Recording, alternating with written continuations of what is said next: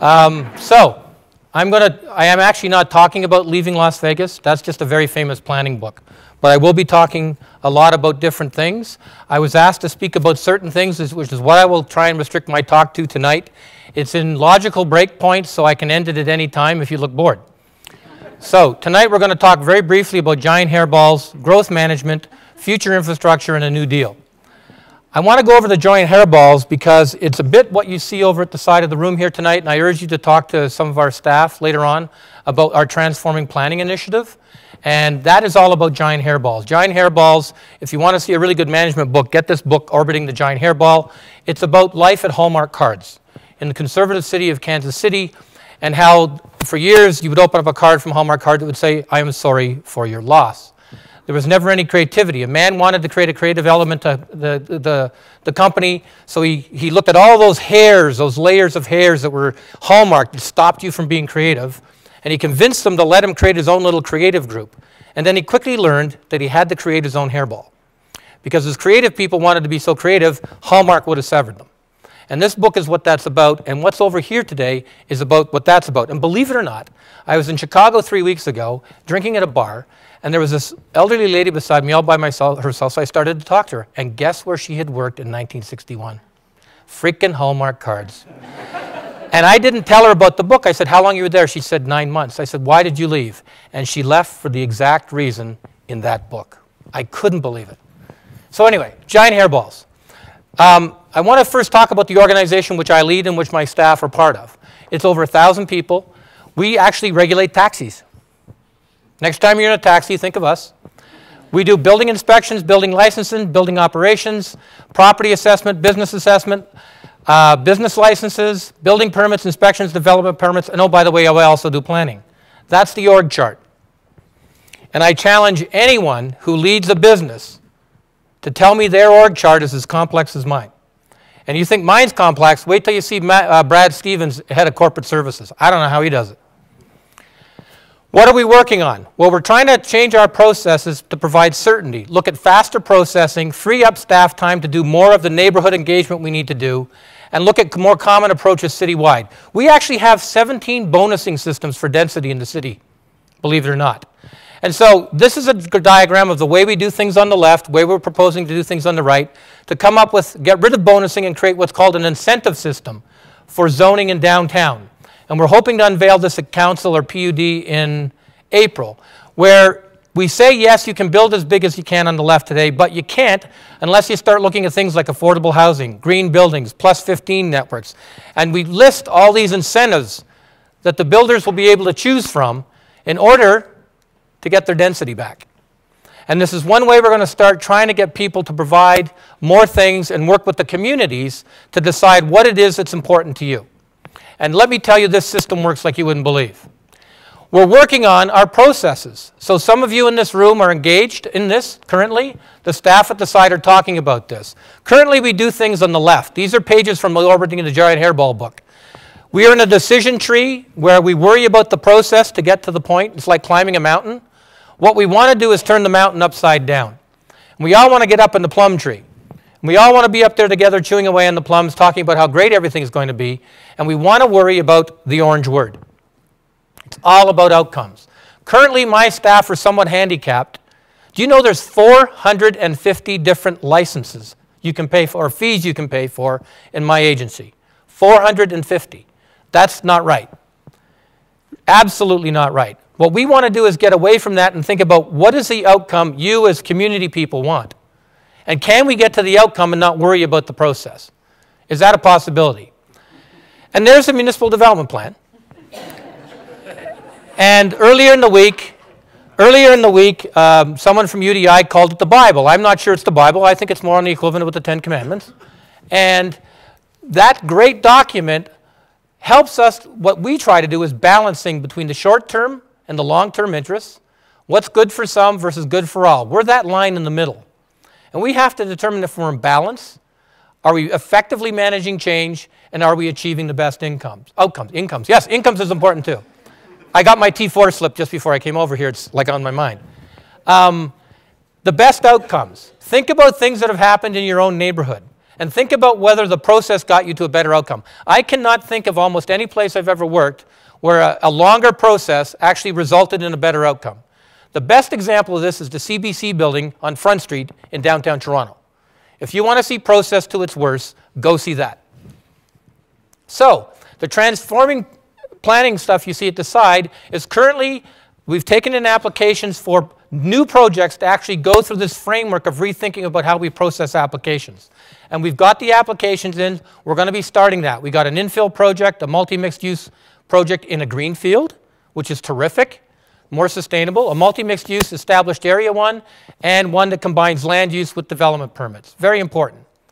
So, now I want to go on to growth management, and I just wanted to give you that background. We are a complex organization, so sometimes you just have to bear with us a bit. So now about growth management. So, some of you have seen this before. The gold dots or the green dots on the left are single-family housing developments. There's little blue dots, which are multi-family housing developments, and on the right are the water lines. I'm going to show you the growth of the city in 10-year increments. I believe that's 1951, 61, 71, 81, 91, 2001, 2011. The analogy I give is to the 1950 films, you know, The Spreading Stain of Communism. But there it is. And it's not not hard to see where Nob Hill is, right? Not Nob Hill, sorry, Nose Hill, right. Sorry, I was having a glass of wine before I came over. That's what we've done. That's how we've grown, and that's where the water lines are. This should be playing. It played earlier. There should be music. Does the volume turn down?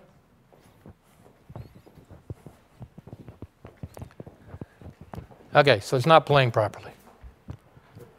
That's bizarre. It played earlier. Here we go.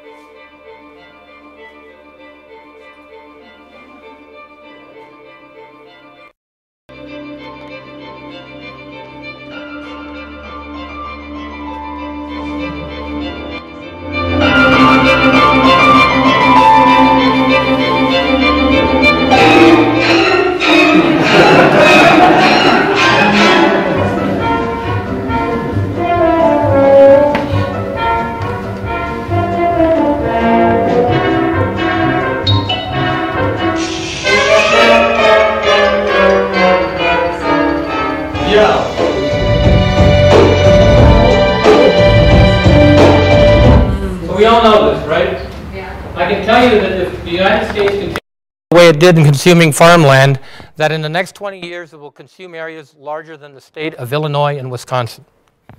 The two most sprawling, worst consumers of land in metropolitan areas in the United States are?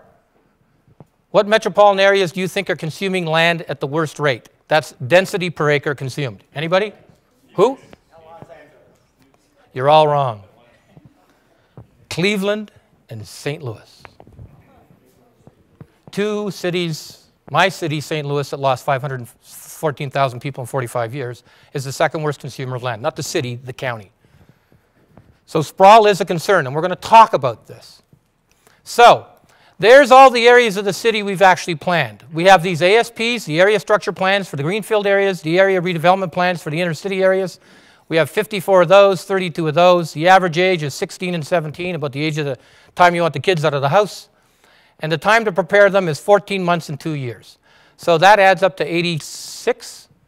It takes 14 months, or say a year and a half to do. We can't revisit these plans the way we currently do them. It's impossible. I don't have enough staff and I don't have enough time. So one of the things we're looking at doing is saying, okay, if we're looking at an area redevelopment plan in your area like Hillhurst, which was done not too long ago, so that's a bad example, but let's just pretend. 70% of that area is not going to change. What would change is the commercial strip. So what we got council to think about is they've asked us to investigate going in and looking at all the neighborhood activity corridors all at once and coming up with a building typology like an angular plane and a height limit that allows light into the back properties that back onto them, those sorts of things. And as we start to develop these ideas later in the year, we'll be coming to your neighborhood maybe in a bus, and we'll be doing intensive charrettes with you to try and deal with redoing those plans quickly. Now we're talking about growth management. Have you heard about growth management? Nobody's heard about growth management. Okay, so here's what growth management is. In the middle, we're trying to come up with integrated decision making. And there's all these things that we're doing that are related to it. Right now, we're working on land supply, which I'm going to talk about, monitoring and analysis, prioritization and sequencing, financing and funding, budgeting and service delivery. Coming up with ways to grade all this stuff so that the decision making is sounder about where we should grow and when we should grow. Okay? So,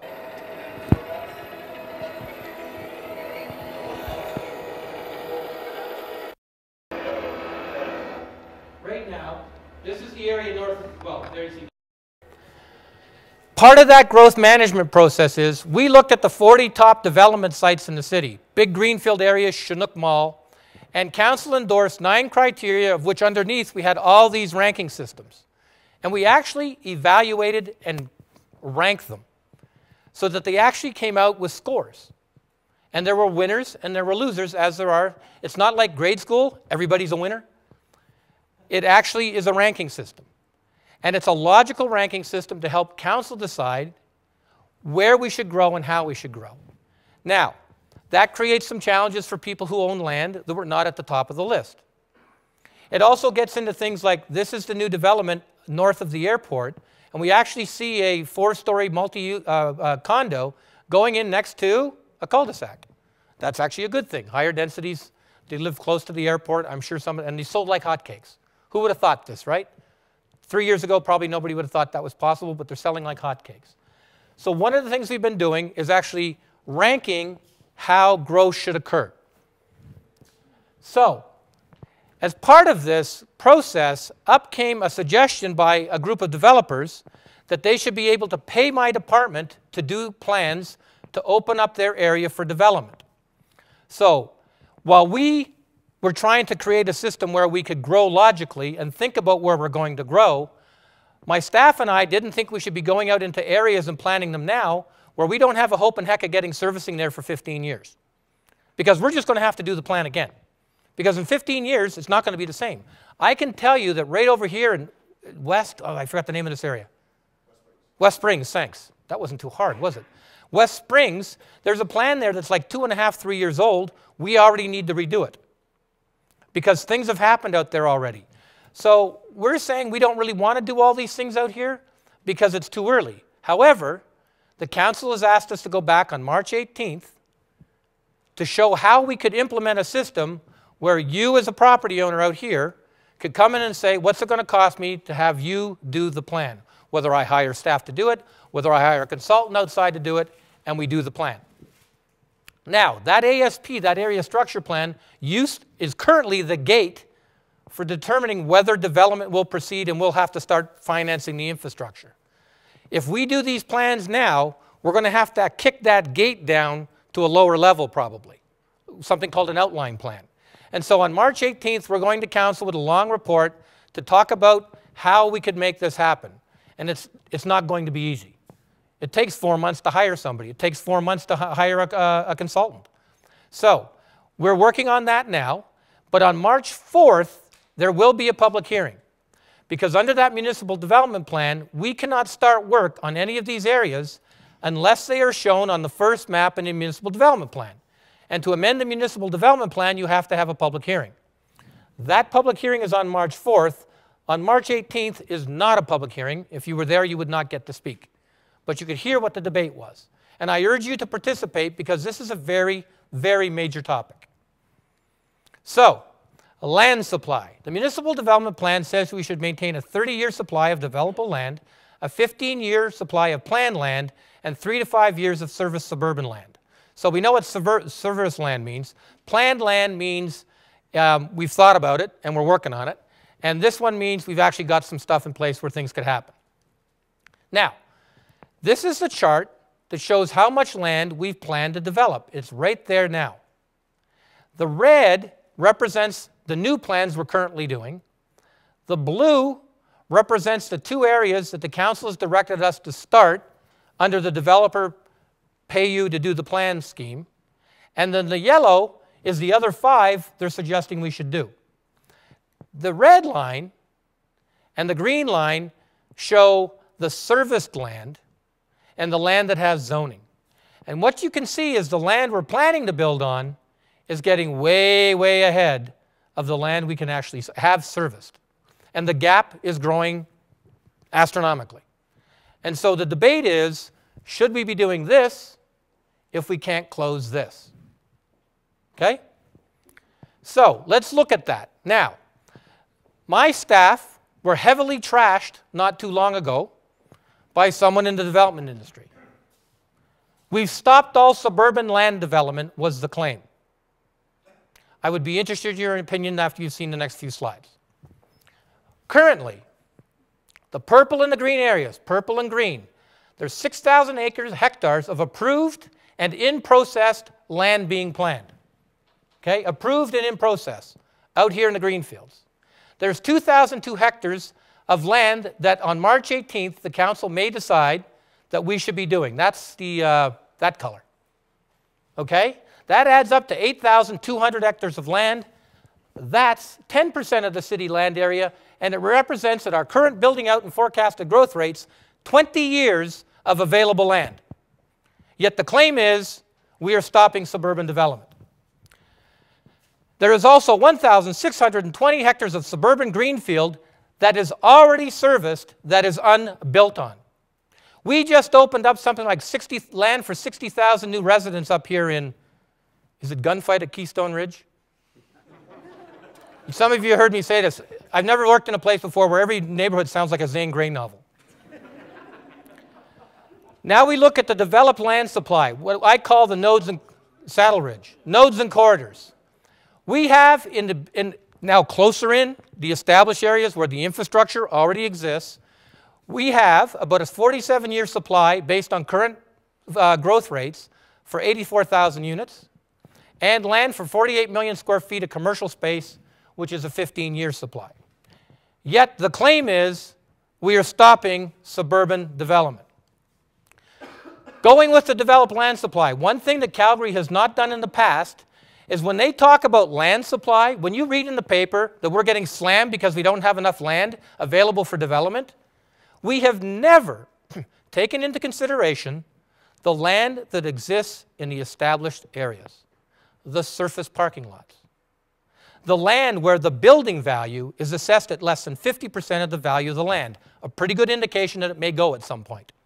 These are the things that we do in other cities when we want to think about where the possible development sites are.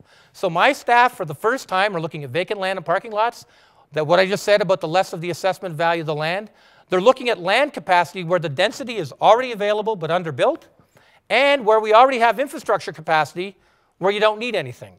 I put 600 units in one little spot, my last job near a transit stop. The only infrastructure change that was needed, they had to enlarge a water pipe for about a quarter mile. You take those same 600 units, drop them on the side, and give them each 50 feet of frontage. How many miles of servicing do you have? And what's going to happen in 35 years when it has to be replaced? We're going to talk about that. But I get ahead of myself, and I will, after the end of each slide, say we're being knocked for not having enough land supply. So let's look at the real facts about what has actually happened. Single-family and semi-detached houses. In 2008, we had 3,872 permits for them, which represented 40% of the 9,600 new units. Now, look in that year, we actually had a lot of multis come in, 60%. That changed dramatically after the 35-minute recession. And you can see that it went back to normal, right? Now, get this. Here we are at the height of the recession. Look. 5,473 single and semi-detached housing permits issued last year. But we are being accused of not having enough land supply. Now the forecast. So between 2008 and 12, there were 25,534 singles and semis, 16,347 multis, 59% of the total, 41% of the total. We're projecting in the next 4 years that that's actually going to go up to almost 33,000. And just slightly more up to about 18,000. And guess what? Those other slides I showed you, we actually have more than enough land already for that to happen. But we are being accused of not having enough land supply. Recent trends. The city population last year grew by just over 29,000. In the developed areas, it was 12,500. In the new communities, 16. That is a little wider than it was a couple of years ago because we saw a big reduction in the vacant units in the inner city area. Housing starts last year was a 33% increase over 2011. Now here's the kicker. The citywide share of regional single-family housing starts is 76%, the same as it was the year before. That means that 76% of the single-family homes built in the Calgary metropolitan area were in the city of Calgary. And this will be the last time I do this. But we are accused of not having enough land supply. So, now we go to future infrastructure. Believe it or not, that is actually, you're a mole or a groundhog. You're below the city of downtown Calgary, and that's the stormwater system. So, cost and revenue. I was asked to talk about this. How long does it take to pay for new community costs? Now, currently under the revenue side of things, we have developer levies, property tax, business tax, transit revenue, and utility revenue. Those are the revenues that new growth creates. On this side, the costs are capital, water, storm, infrastructure, life cycle costs for roads, debt financing, operating costs for police, fire, and recreation. How much does it cost to build a new fire station? $25 million. What does it cost to operate it a year? $5 million. Okay? Now, you're the CS and PS or whatever department. You've just built this brand new $25 million fire station right here because it's at the center of your service radius of whatever minute it is. You've got to be able to get to that place in certain minutes. All of a sudden now, we open up the next farm for development. And those houses start to get built. What just happened to the service radius for that $25 million investment? It just moved. And it calls into the question the availability of fire service for the new station we just built. So all those developer-funded ASPs, those have to be factored into our criteria about whether we should be opening up those lands for development. All those are the cost side, that's the revenue. It's a really odd diagram. It's a Picasso. This is the total cumulative financial impact of a new residential community operating in capital in thousands of dollars. So the City Finance Department created a model to determine when would a new community start using these revenues offset the costs. And basically it happens between 31 and 35 years. Now, is it? Did it move? Oh, good.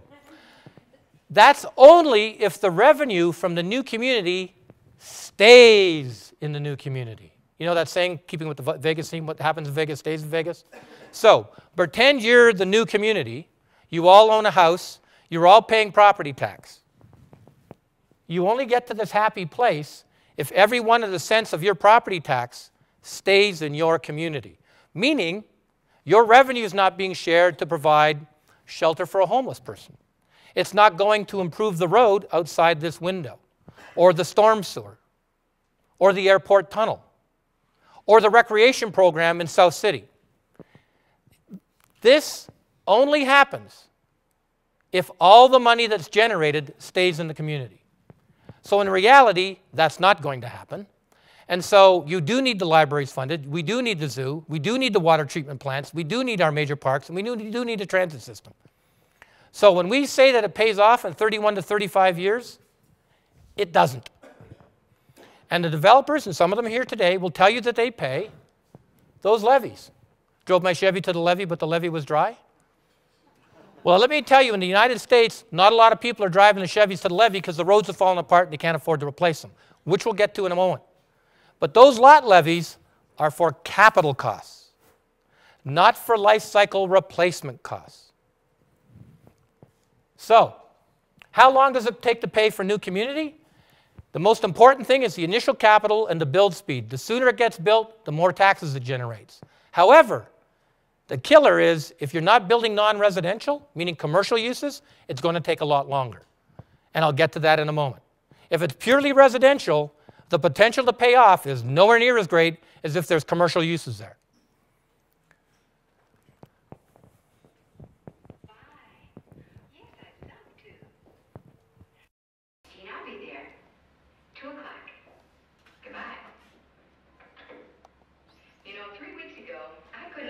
accepted that invitation. Like so many people these days, we live in the suburbs, and Dave needs the car every day for business.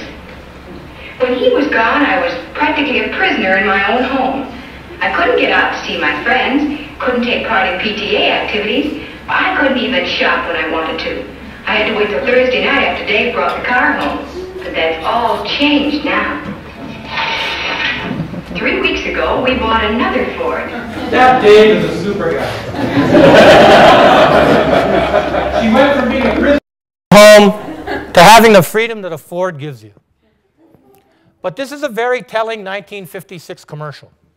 Because I can tell you one of the biggest challenges in the United States when they forecasted growth in the 1960s was they didn't anticipate what when they built their transportation systems. And you just saw it. They didn't anticipate Jane going to work.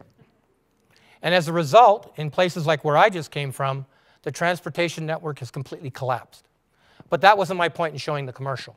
The moment Jane got the second car, they needed what? More roads, right? Have you ever, I don't have it in this show, but I got a great newspaper article from Atlanta. Will 23 lanes be enough? The answer is absolutely not. And let me tell you how I know this. Because I come from an area that has the worst traffic problem in North America, Washington, D.C. In 2008, at the height of the foreclosure crisis and gas at $5 a gallon, people stopped driving. The subways in my community went up in ridership, and guess what happened after a couple months? People realized that people weren't driving. So guess what they did? They drove. And by the way, you heard my quotes about slugging on the news? Everybody's out there, we're all going to get murdered because we're hitchhiking. Slugging is the Pentagon has reoriented their parking lot, and they have a sign in the ground that says slugging line starts here. And you stand there, a car pulls up, you get in, you don't talk, and they drive you to where they're going, because they're going downtown. You get out and go to work, they go park. And then you go stand somewhere downtown, you get home that way. At the entrance to I-495, there's slugging lines. It's not hitchhiking. Nobody's getting murdered. And 23,000 people a day in Washington, D.C. get to work this way. But the newspaper in Calgary said I was promoting hitchhiking. So why is this interesting? Because all of a sudden you start creating more infrastructure. You can move farther away. You get the aging pipes. You get the competition for limited dollars between the new rec centers in the greenfield areas and the rec centers over in Hillhurst where you've got lead paint peeling off the walls. So this is the county I just came from. This is Washington, D.C., the Potomac River, the Patuxent. The red line subway comes around like this, and those are the water lines. I can tell you that in that county, by 2025, 50% of all those lines have to be replaced. 85% of the cast iron. Now let this be a lesson to us. This is a community that's about 35 years ahead of us in terms of evolution. And I'm not saying that to knock us. It's actually a good thing because we can learn from them. And 1 3/4 times a week, that happens. Now, all he has to do is turn around and see where the hole is. But that's a water main break. And you see that dark blue line? That's a 95-incher. Have you ever seen a 95-inch water main go? It kills people. It seriously kills them, even the 35-inchers. And it's happening here. Remember what happened just before Christmas down on Bow Trail? Crowchild. Right. That was just a test to see if you knew. This is reality. And it's not only the infrastructure we have around where we're sitting today, it's the infrastructure that's going to have to be replaced on the low-density areas with the 50-foot frontages.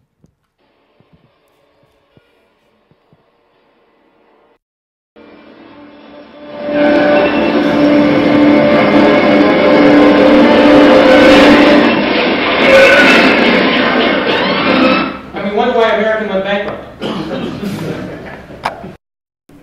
Unfortunately, the way we design our roads is we think about them as airport landing strips. You just got to get through there as fast as you can. But in that county I just showed you, that total of deferred road maintenance bill is now $374 million of identified road repairs that are needed.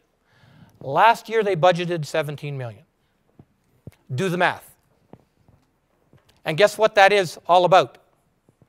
We saw it in the little video earlier. Cul-de-sacs. And guess what?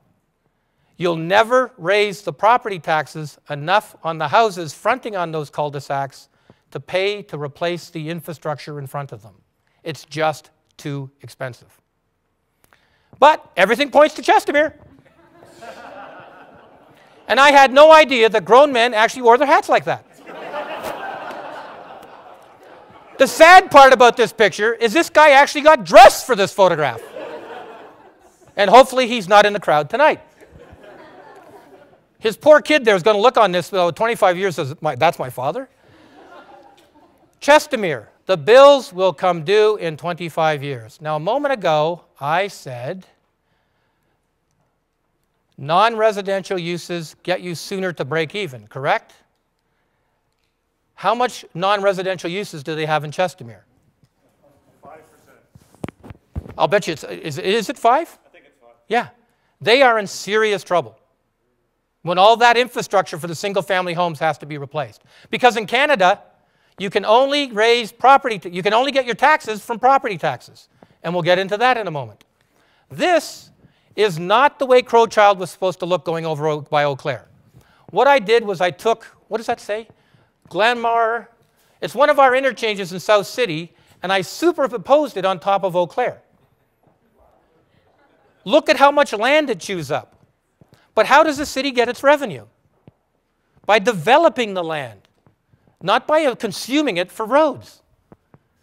Do we really still build things this way? Okay? We shouldn't. Because look at the tax dollars coming out of that area that get sterilized by that. Now, I will reiterate, I am not proposing this as a crossing. Let me make this perfectly clear. Now, don't worry about reading this, but now we're talking tax dollars, okay? Now, this is the average assessed value per acre by property type. You get your assessment bill and it says your house is worth $3,800,000. You add all that up and you get these lines. So there's farmland, and what it generates on value per acre by property type, it's about $16,000. Farmland, industrial, multifamily, low-rise, retail is actually below single-family detached. And what most people don't realize, that Walmart does not generate as much Walmart does not generate as much dollars per acre in assessed value in most places than single-family houses. The Walmart myth that it's a cash cow? No. Not if you can do something else on that land. Now, I can tell you in the state of Missouri, when I worked in St. Louis, it is, because you could hit them for their retail sales tax. And we'll get into that in a moment. So then we go to single-family detached, single-family attached, office, and then we're in the money. Multifamily high-rise, multifamily high-rise mix, downtown high-rise mix is off the charts. So that's the total assessed value. The actual values collected, the actual money taken in, look what happens to the downtown office high-rise. Off the charts. Farmland, of course, bringing up the rear. Now, this should tell you something, if you've been paying attention. Remember I said that the developers, some of them, want to be able to pay for us to do their master plans? Why do you think that is? It's right on the screen. Because they get taxed at that, but they go to the bank showing they have a master plan for 60,000 units. And they don't stop paying that until the cows are slaughtered and the construction equipment moves on to the site. Okay? Now, I'm being perfectly frank with you, and I'm going to get lambasted about this in certain quarters in the morning, so I hope you appreciate this. So, the impact of land use on development economics is very simple. Residential dominant areas have a lower revenue to cost ratio. They generate more vehicle miles traveled. They're expensive. Compact mixed-use development is the land pattern where the revenue cost ratio is a plus. You're generating less demands for things like roads, and it's cross-subsidization, which sounds like something that happens in the agricultural area, but that actually was a joke. Compact mixed-use development subsidizes sprawl. Sprawl may pay for itself when the pipes go in the ground, but it does not pay for itself 35 years from now. Just go ask Stockton, California. Now, I agree that they had some problems with their unfunded pension mandates, but they also couldn't afford to replace their infrastructure. This is a problem that is plaguing every city in the United States of America. This is a problem that's plaguing Toronto. We do not want this problem plaguing us here. Now, you're all going to run out of the room and 10% of you are going to say, Stanley said we shouldn't be sprawling. I did not say that. I will not say that. I complimented the condos up north of the airport because, in fact, that's almost creating a reverse commute. Imperial Oil moving their office to the South City. We're going to see better utilization of our infrastructure because there's going to be a reverse commute. Those are good things. I'm just saying let's do it in a logical order.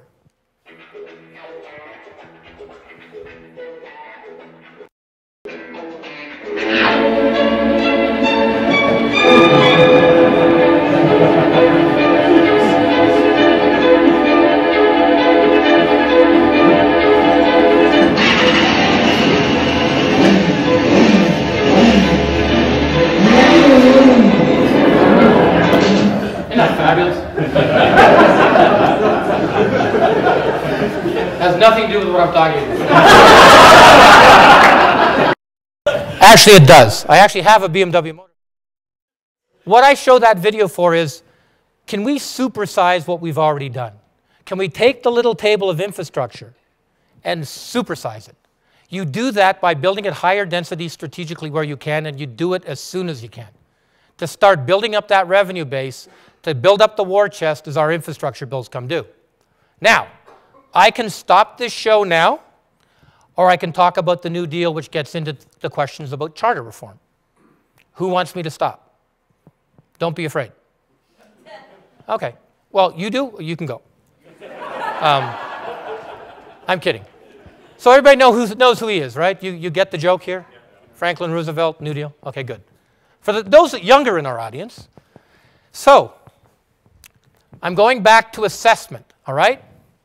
In Calgary, residential's assessed value, that's what shows on your bill that your property's worth, comes out at that number, non-residential, and then farmland, totaling a whole bunch of 0% because it doesn't even register. But when you look again, as I showed you in the two bar charts, the actual money you pay, the kicker is the non-res. Even though the total assessed, they're taxed at a higher rate. So they're actually paying more than the residential. So we have to be very aware of what we're doing with our commercial properties. When we talk about the big boxes that want to come in downtown and they don't want to put any residential above them, and we're telling them, no, you have to.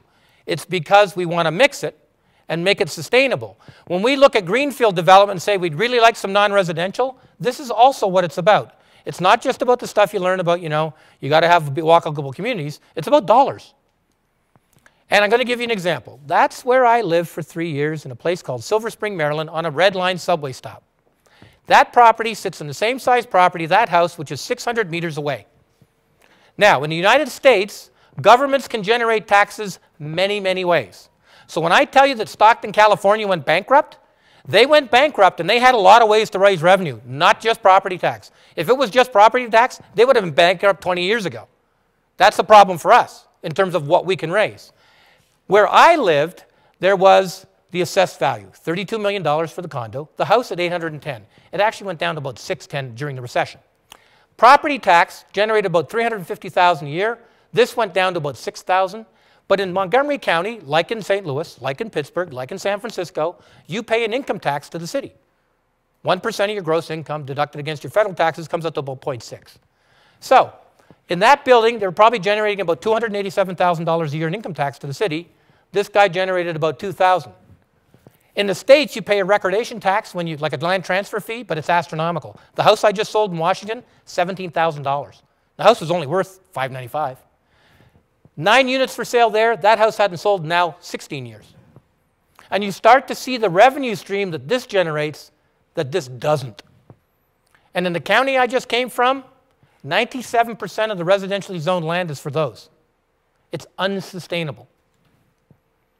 Now, when we think about Calgary, and we start to think about getting more of this, we start to look at, I talked about it earlier, the dark areas are the surface parking lots and the parking areas.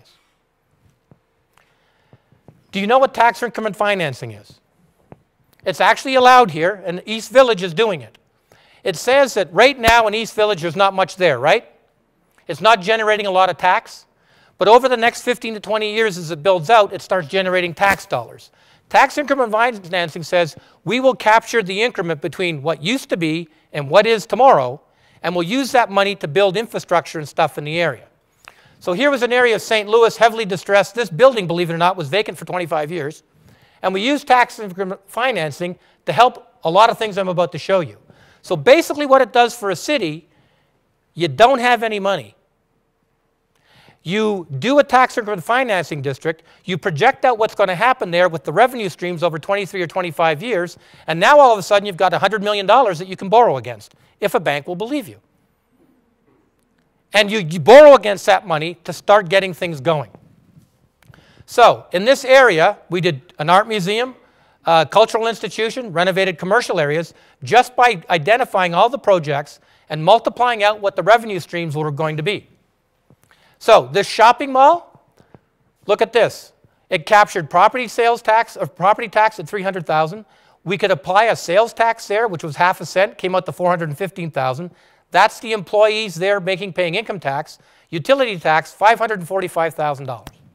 And the TIF captures half of that to start building infrastructure in the neighborhood.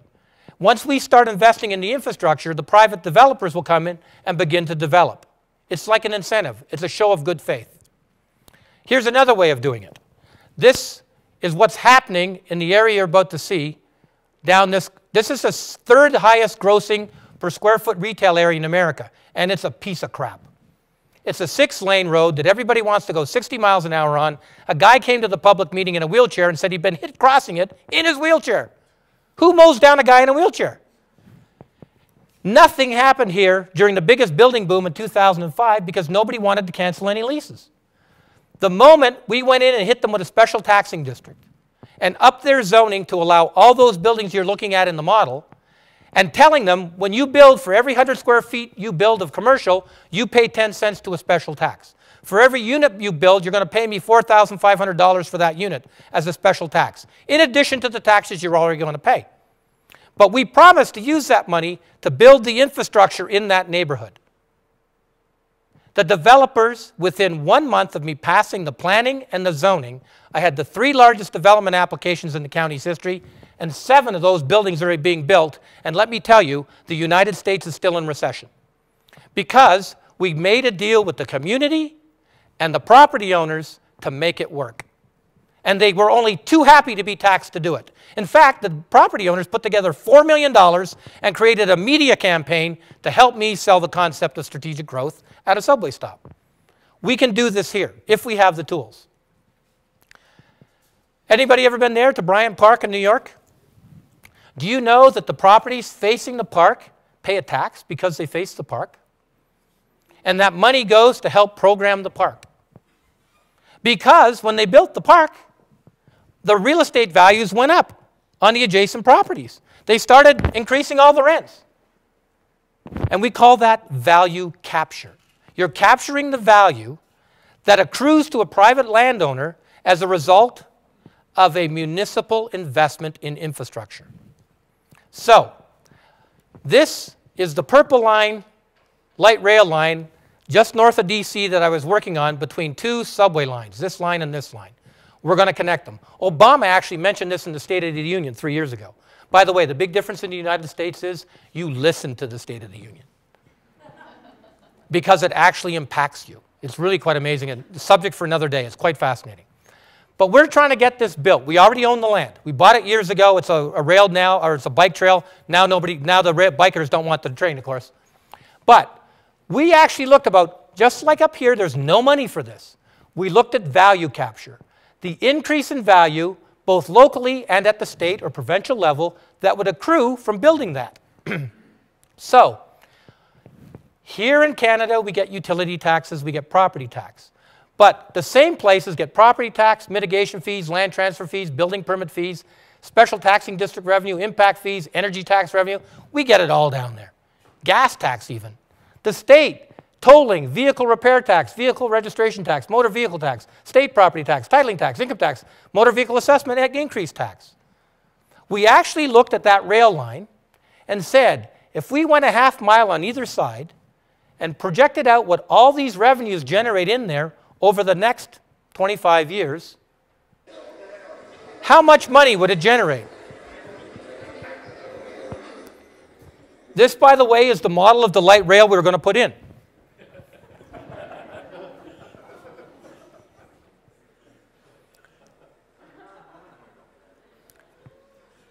The tomatoes are just the right height. And you know people are flushing the toilet as they drive through, and you're thinking, do I want to eat that tomato?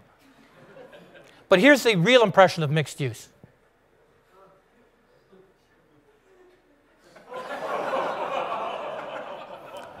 We're back in business. Now, one of the big differences about being in here versus Washington, when I gave this at Washington, they actually thought I was serious about this. So, you look at all those taxes I just talked about, okay? And you look at the Maryland Department of Transport share of taxes, of the tax increment, doing different scenarios about time. So that's the state contribution, versus a special assessment where we charge a residential valuation, a commercial valuation, and an impact fee. And all of a sudden, you're starting to look at these scenarios generating $330 million of bonding capacity. The money that's going to come in the future that you can get a bond for, that they'll lend you the money to build it. And be damned if you dedicated 100% of the revenue, generated a half mile of either side of that line over 25 years, it would generate $912 million. And guess what? It would pay for it. Maryland doesn't have oil wells, by the way. They've got chickens and crabs. You've probably eaten some of the Maryland crabs. It won't pay for that transit system. So we had to find ways to pay for it. Now, who's heard of the local sales tax option? There's been talk about it here as a cultural tax. One person's heard of it.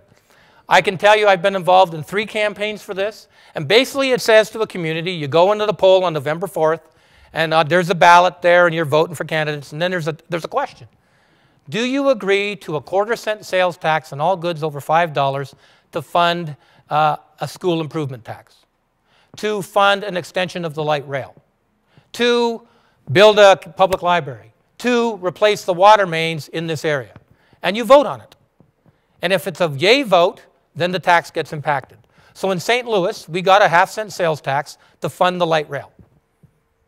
In Durham, North Carolina last year, it was to improve schools and expand their bus rapid transit system. I won't even begin to tell you what Singapore is doing. But the local sales tax option lets the residents of a community decide. We can't do that here. So when you hear the mayor, me, and others talk about the charter reform and the New Deal, it's not just about colored pretty boxes, it's reality. And what I am here to tell you is I spent 10 years in this system, working in this system, because we had to. Because the state government had downloaded all these social services to the cities with no funding source to pay for them. The revenue money for transit had dried up. We couldn't provide it. We had to find new ways to pay for it. And in the States, they learned this decades ago. And we have to do this here. The tax increment financing for East Village is a start, but it's nowhere near what we need.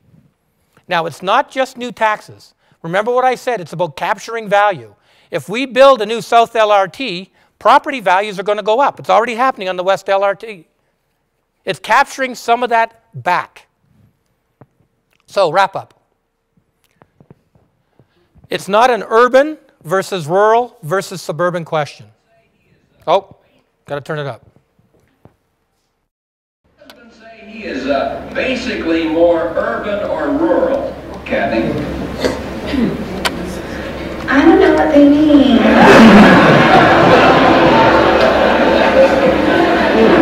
You know it now. You married him. What do you think?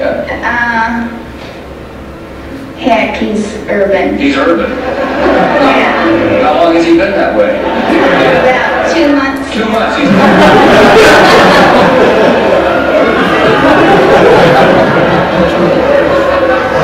you think there's anything he can do about it? He went to a doctor. Oh, yeah.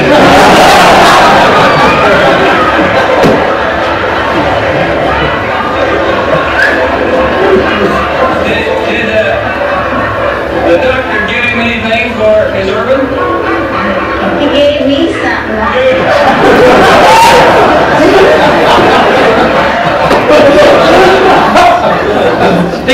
make good quality television.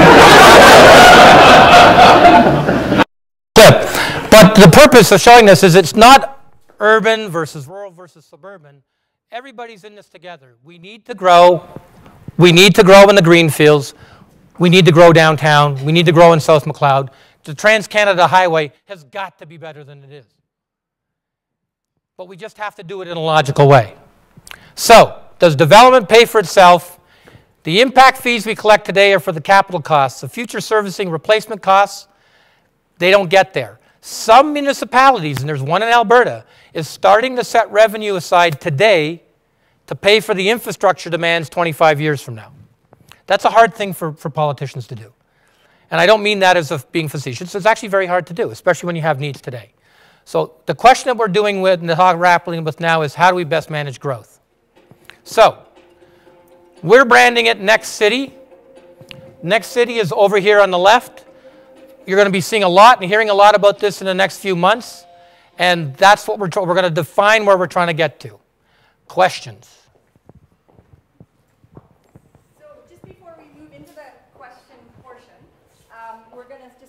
Getting ready for a quick snack break at the back after the Q&A.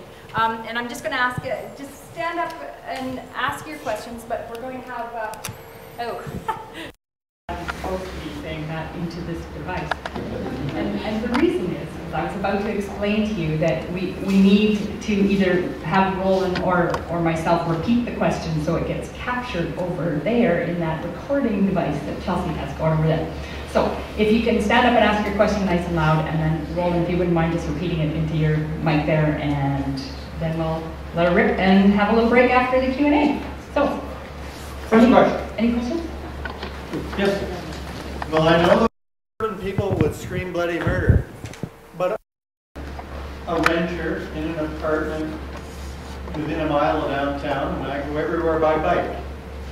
Am I paying more than my fair share in this town? For those of you that didn't hear, his question was, been this handsome.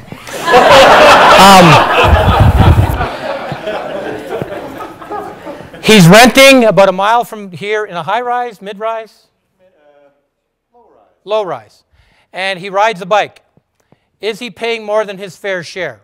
What's your fair share? Are you using the roads for your bike? I assume you're not riding on people's lawns. He's on the road. Have you flushed your toilet recently? Okay. Have you turned on a water faucet? Okay. You enjoy the electricity? Okay. Are you eating at any of the restaurants? Do you shop for groceries? And the groceries go to the grocery store via truck using the roads to get there. And my bike gets to my home. Yeah, but they had to get there first, right? Do you use a rec center? Well, maybe. But the option is there. Have you been to the public library? Right, and they got that cool sign that I want if it ever comes off. So you're using a lot of the services that everybody uses. The question then I think might be refined to say, are you using as much road to go to your grocery truck? Are you traveling as far to get to the school? Do you have young children in school today? I was going to guess that, but I didn't want to insult you. Did you ever have children in school here? Okay, then you're probably paying more than your fair share. It's true. It's absolutely true. So am I. I don't have any kids in school. I'm renting too. Yeah, you are. Next question. Yes, sir. Great. Thank you so much for the presentation. That was awesome. Two things I'd like your comment on connected to that. One is, just because we build high-rise near LRT stations doesn't mean that anybody wants to live there. So if you could talk about the fact that the market, like every young mother I know wants a single-family home, except maybe in Mumbai or something like that. So that question. The second thing is all of your tax stuff. It sounds like we have to change it all because politicians aren't willing to raise the property tax. Like if they were willing to raise property taxes and all of your needs and concerns about money and all of that would be gone, but you're trying to find a way, because you know that aldermen aren't going to do that, Phil, I'm going to forget your first question. Okay. Because I now remember your second. The question is mom with kids. All right, mom with kids, and then let's go to your second one about taxes. Well, but remember, Andrew, you can raise property taxes all you want. Andrew's not paying them. He's paying a portion of the increase through his rent, but he's still using the services. So property tax won't get you to where you want to be.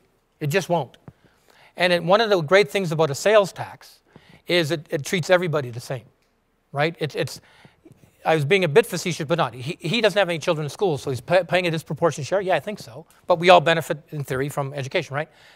He's not paying disproportionate if he's paying a retail sales tax. That's a more equal distribution for services and things. So that's that question. Your first one about choice. So I was giving a presentation to the home builders while they're eating lobster. And somebody said, we build what the market wants. I actually don't think that's true. They didn't build what I wanted. One, I don't want to bring money up from the US. I did that when I moved south. I got killed on the exchange rate. I'm not going to do it again. I wanted to rent. The big knock was I have a freaking dog. Have you ever tried to rent a place in Calgary with a dog? It is pathetic. But I digress. So I end up in a 3-story home with a completely finished business with a basement with a bar fridge and a microwave in the basement. It's 4 bedrooms, 4 baths. And I'm sitting there by myself with my dog and, I'm thinking, what the hell? Does nobody build a 950 square foot house that I can rent on a little green area about 50 feet across from my neighbor? And there's 7 of us facing. It's called cottage housing. It's in the Pacific Northwest. It's in downtown St. Louis, and they built it in 1928. But no, the market's building what we all want. No, they're not. They're building what some of the market wants. They were saying this for years, but as soon as somebody built that helicopter shop with the 4-story condos, they sold like hotcakes. A year ago, nobody was saying there was a market for it. No, they're not building what the market wants. They're building what they know. And one of the great things that's happening in Calgary right now is new people are starting to come in.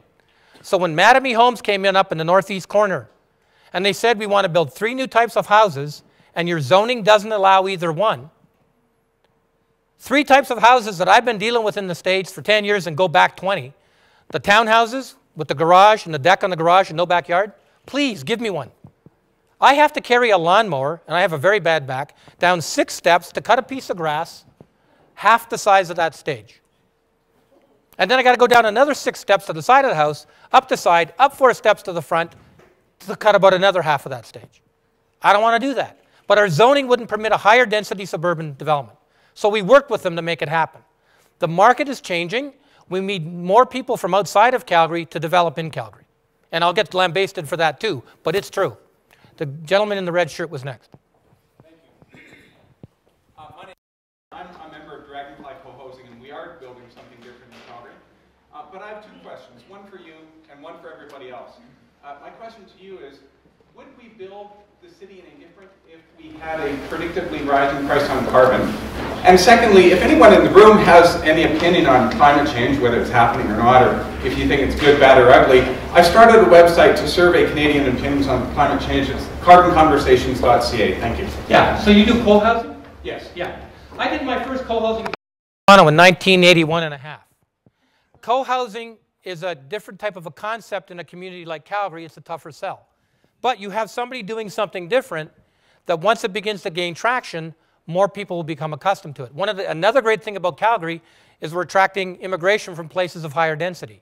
Phil made the comment he doesn't know a single mom with children who wants to live in high-rise. I actually know quite a few. In fact, that computer animation I showed you, all those high-rise buildings, you would not believe the young families moving into those units for any number of reasons. 1, they don't want maintenance. 2, their lifestyle dictates that they have a hectic lifestyle because they're both working. And 3, they can't afford the single-family house. And don't tell me that's not an issue in Calgary. So there are people who need these things. Your co-housing is a great idea. I hope that idea grows because it's a cool idea to generate a lot of very affordable units and give people control over their lives.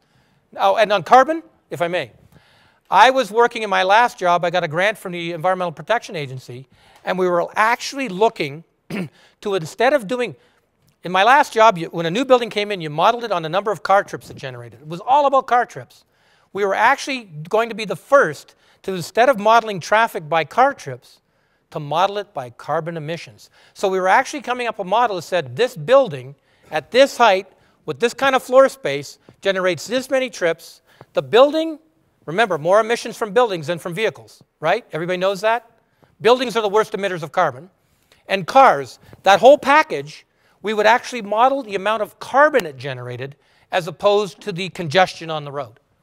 And we would use that as a way to tax development to help us mitigate that with transit. Very pioneering idea. Yes, sir? How do you respond to the argument that says if we don't build it in Calgary, we're just going to go build it in Airdrie over the High River? Go home tonight, go to Google Images, and type in map of closed Walmarts. No, I'm serious. Do it. And then call the people up in those towns and ask them that question. Okay? Walmart does not own their property. Walmart will walk away after 10 years if they get a better deal down the street. You don't believe me? Muncie, Indiana. Ever hear of it? Those of you who like 64 Chevys, Muncie transmissions? You can get a nice house in Muncie for $6,000. I can show you where Walmart's been every year, every decade for the last 4 decades. And there's only one Walmart. Where it was 10 years ago is where the Motor Vehicle Licensing Bureau is. 10 years before that, it's vacant. And 10 years before that, it's vacant. And Muncie doesn't have a market for anything. So when you hear the story that if we don't kiss the frog now, the frog is going to leap to the next county, a lot of these places say, let it leap. Because often what happens is you're cutting off your nose to spite your face. You're thinking, I need that Walmart store now. I need it. I need the tax revenue. But if you wait 3 years, all of a sudden, something much better may be there. And in Calgary, part of the issue we have, and I'm getting away from retail for a moment, is in Alberta, you can only build stick-built buildings 4 stories. Do you know what I mean by that? You can only build out of wood 4 stories. The rest of the world is 6 and 9. I know we had a fire.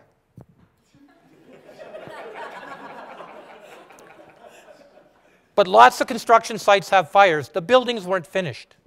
If you ride the subway up into the county I was just in out of DC, that's all they've been building during the recession. It lowers housing costs, it puts them up faster, it gets you density on corridors. And if we don't work on the building code now, Edmonton Trail, who drives Edmonton Trail every day? Okay?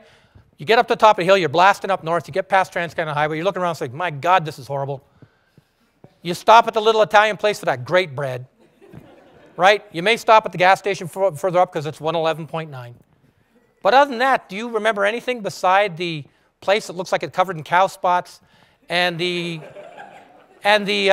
used sporting goods store, which you're not stopping at anyway? What if instead of 4 stories, it could now be 6? What does that do for the profit margin for the person taking on the risk of a mortgage to develop there? All of a sudden, the world opens up. But you know, that's the biggest issue. You know what the second biggest issue is in Calgary? It's a physical thing. Physical. What happens at the ends of the blocks when they butt up against Edmonton Trail? No. Or 4th Avenue. The houses are pointed to the side street, not the main street. So there's no alley separating the houses fronting the main street to the residential neighborhood. So if you want that 4 or 6-story building to occur along the block face fronting on the busy road, you actually have to start taking down houses into the neighborhood. And that's really hard to do. Really, really hard and really, really expensive in places like Calgary. And at 4 stories, it ain't gonna work. And think about your own community. You're the 3rd house in from Edmonton Trail, and all of a sudden somebody comes in and says, we need to take down the 2 beside you. We want to rezone it to allow a 4 or 6-story building. What are you going to say? You're probably going to say, please buy me out. That's a real challenge. So as we try to intensify, it becomes a very, very difficult issue for us, particularly in the built areas. It's a heck of a lot easier out where there's nothing but cows. Next question. Yes, ma'am. So I live on Edmonton Trail. Uh-oh. Break.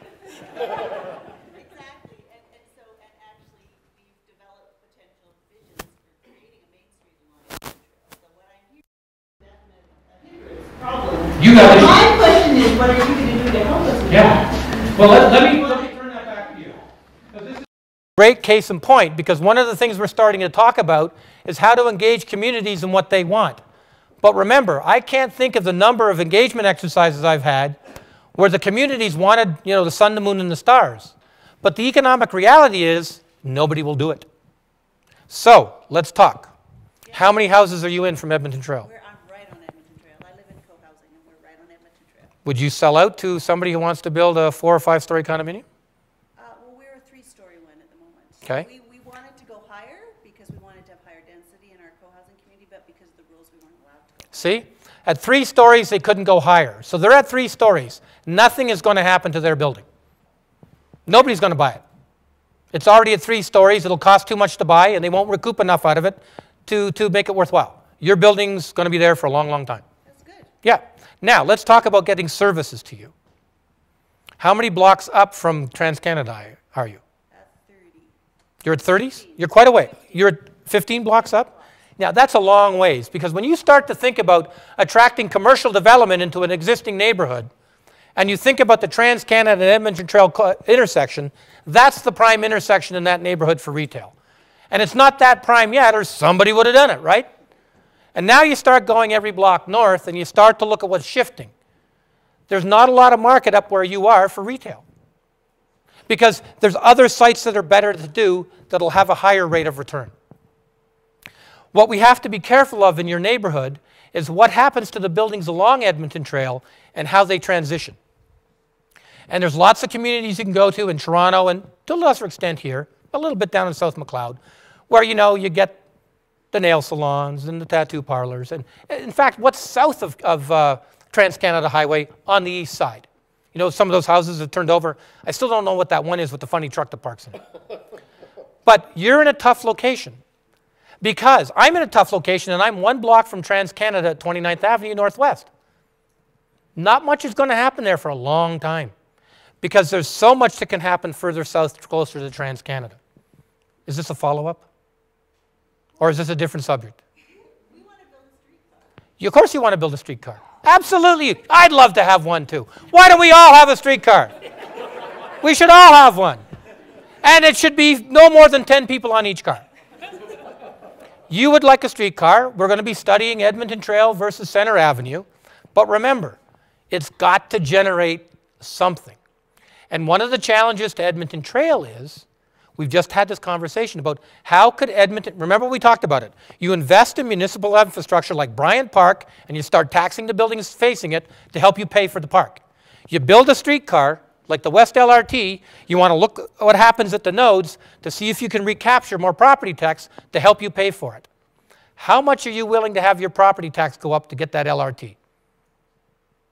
And when you think about your property and the fact that there's not a lot of need for density, you're basically looking at the single-family houses. So there's not a lot of value capture there.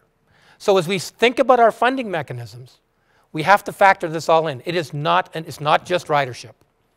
Although Calgary is like the best transit system in North America for fare box recovery. Yes, sir. I want to go back to your slide that talked about a lot of the infrastructure that you're going to build for the new communities takes about 35 years to build. Okay. He's asking a question about the slide I showed that says it takes about 35 years for a new community to pay for its infrastructure. 2 years ago, I was at a talk by Mayor Nenshi, and he was talking. He didn't know what he's talking about. I'm kidding. Kidding. Just kidding. He was talking about the kids in town. Yes. And he gave an example of all these young couples are moving in, and they have, they're having like kids and stuff. And it's basically, it's homogenous. But he was talking about in about 18 years, there's going to be a problem because all these kids are going to be leaving. Okay. So now we're changing Yeah. the dynamic. We're changing the whole. Okay. I got you. It's a great question. He's saying these new communities we're creating, and the mayor knows this better than anybody. The guy knows his stuff. Did I make up for it? The question is, we build these communities, and Phil talks about it, the single mom who wants a single family house. The kids turn 17, they're out the door, and now you got 2 people in the house. It's a big problem. I can tell you where I just sold my house in Washington, D.C. I'm a 10-minute walk from the subway stop, 45-second drive from the busiest interstate highway in America.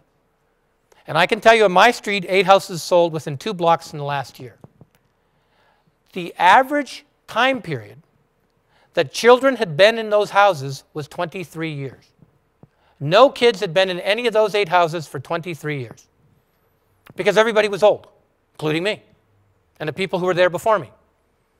All of a sudden, with the exception of my house, it was 2 same-sex couples that moved in. With the exception of my house, every house had at least 2 kids on it when they sold. And the school system can't predict it. And they've been selling schools because the enrollment's been dropping. And it's in an existing area and they can't get the land to build a new school. It's one heck of a problem.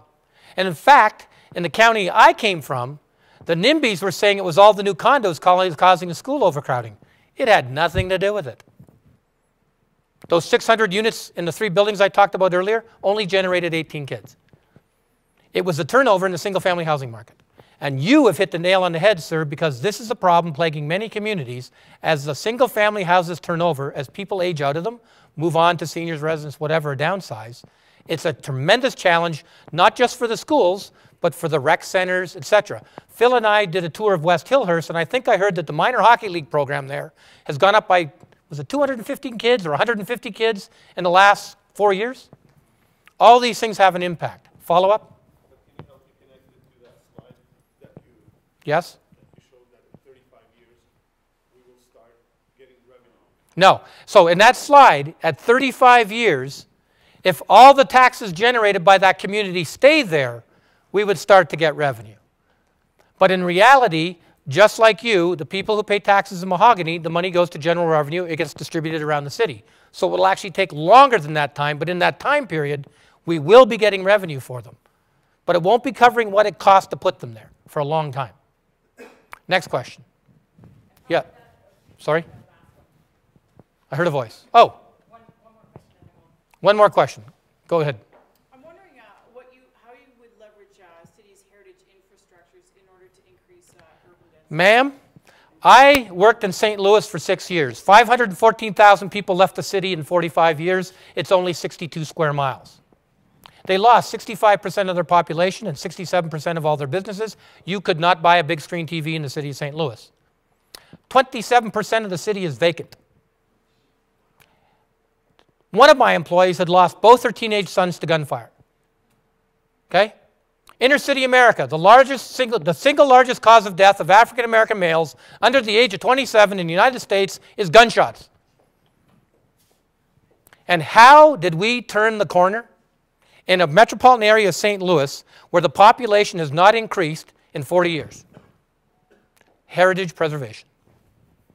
We use federal, state, and local historic tax credits to offset the cost of renovating the historic buildings to the tune of 37% to create the most magnificent lofts you've ever seen in your life. You can get a 1,400 square foot, and I'm talking real loft. I'm talking wood ceilings, wood floors, wood pillars, 9 stories high.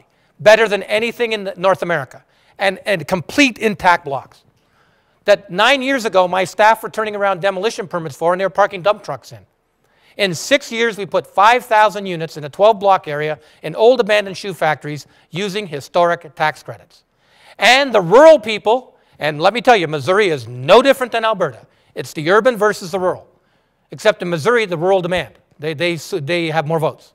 The rurals hated it because they thought it was taking money away from the rural areas. Kansas City, Missouri, and St. Louis generate about 30% of the revenue to the state of Missouri. They only gave us $100,000 a year for our transit system. Actually, they gave us $1.2 million, but they took $900,000 back in gas tax, payroll tax, and $200,000 in gas tax, and we only got $100,000. And the rurals didn't want us to keep getting tax breaks for the development of historic tax credits. But it's the old but-for test. If we didn't do it, the people wouldn't have come. And if the people didn't come, we wouldn't have turned around the downtown of the city. We wouldn't be collecting income taxes, property taxes, retail sales taxes, etc. And we combined them with tax abatement for 5 or 10 years. It was magnificent. It is magnificent.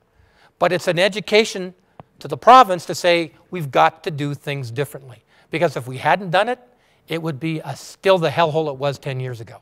And it's a fabulous place to go now. I'll answer a couple of questions after this because we're going to take the break. And then I got to go because I got to do another show because I got to present tomorrow and I haven't done it yet.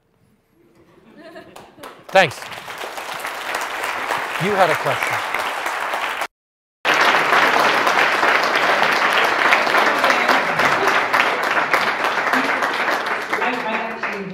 Presentation a couple times. Actually, you haven't. Well, a variation. At least half of this is new. It is. It's true. It's true. And I was paying attention to every bit of that second half. So, as you can see, this is a big topic. We could go on. Like maybe we should have booked this for a half-day workshop on a Saturday. But hey, that's all the time we got for now. So after you grab yourself some refreshments, I'm just going to make a couple real quick announcements. I'll try to be fast. I'd encourage you to go over and take a look at the work that's up over here on the right, on my right, about Next City. We've got Gordon Laird, wave back there, Gordon, and Kevin Barton over here, and they're hanging out to answer any questions you've got after Rollin has to scoot. And hang on one sec, guys. I see a couple hands going up. A couple of quick things I want to mention. Most of you probably found a brochure on your chair about a Sustainable Calgary Governance Workshop coming up March 16th, if I'm not mistaken.